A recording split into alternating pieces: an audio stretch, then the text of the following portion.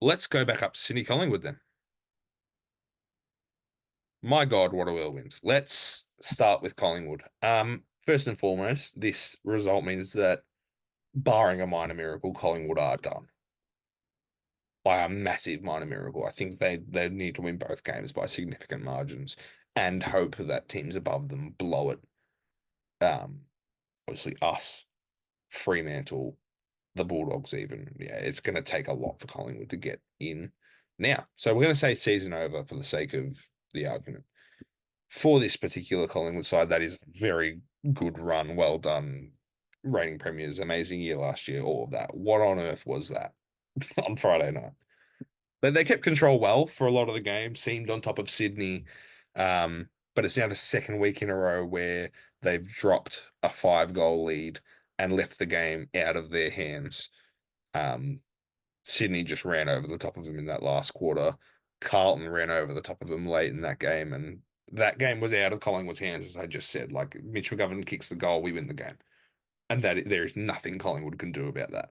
So it's a frustrating spot for Collingwood fans to be in, I think, where previously they've been as good as anyone, maybe in AFL history, at closing out games of football, and they're now getting to a point where it's getting harder for them to do that. They're somehow struggling to do that.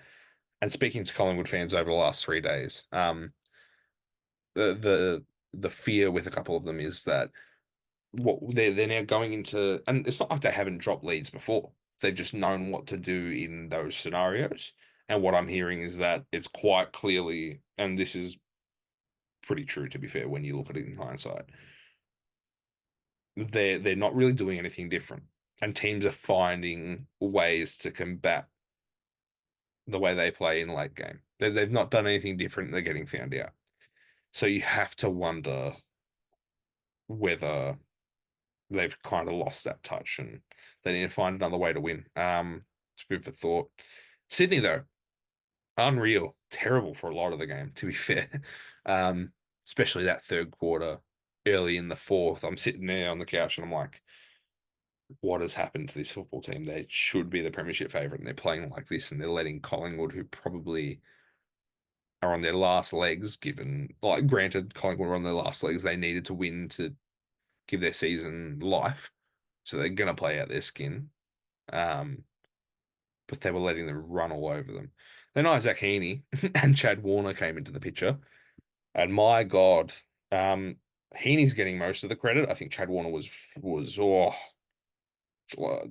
this is the thing. Like, what I feel we've seen from the Swans in the last five or so games, well, 6 games, because I think they've won two of their last six, is a direct correlation between less so Isaac Heaney because he's kind of still been performing to a respectable standard, but not nowhere near the Brownlow form early in the year.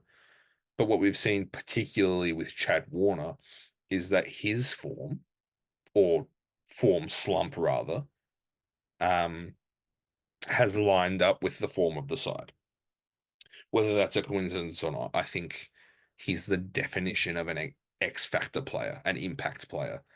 He is a superstar. He's a superstar. And I think that end to the game should propel him back into form. I think what he kicked 2 goals. Last quarter was 14 and a goal. Heaney also had 14 and a goal in that last quarter. Just unreal, the two of them. Propel him back into form and hopefully for Swans fans, propel the team back into form as well. Because it was a rough couple of weeks there. And going from clear premiership favourite to might not even make the grand final, might not even make the top four is a tough spot to be in, momentum wise. So I think I'm going to back the Swans in to keep this ball rolling now. Um, a word on free kicks though. I understand the general uproar amongst Pies fans with that late 50. Plainly, it was a 50-meter penalty. Like, it was a 50-meter penalty. Um, I also think that in the same way we criticize Pies fans for getting up in arms about the whole North Melbourne situation, we're now doing the same thing to them and saying, well, granted, not everyone's doing that. A lot of people do think it was 50 meters, including myself. What I will say, though, is targeting the hypocritical side of some Collingwood fans. uh, stance on this scenario is warranted given how they acted previously. Lots of layers here. Ultimately, it was 50 meters. What I will say, and the key point in this for me, is I don't give a damn whether it was 50 or not from a Collingwood perspective, because they were as much as 27 points ahead in that last quarter. 14 minutes into that last quarter, they had the game here. And you do not drop that lead off the back of umpiring. They played awfully.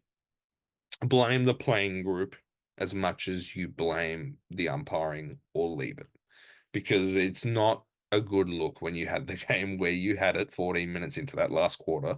And a lot of the Craig McRae stuff is being taken out of context, to be fair, where he said that it would have been paid to the MCG and whatnot, and everyone's getting up in arms about that because I think, well, I haven't watched the full press conference, but I know he definitely put the onus on the team, and he knows damn well it was the team.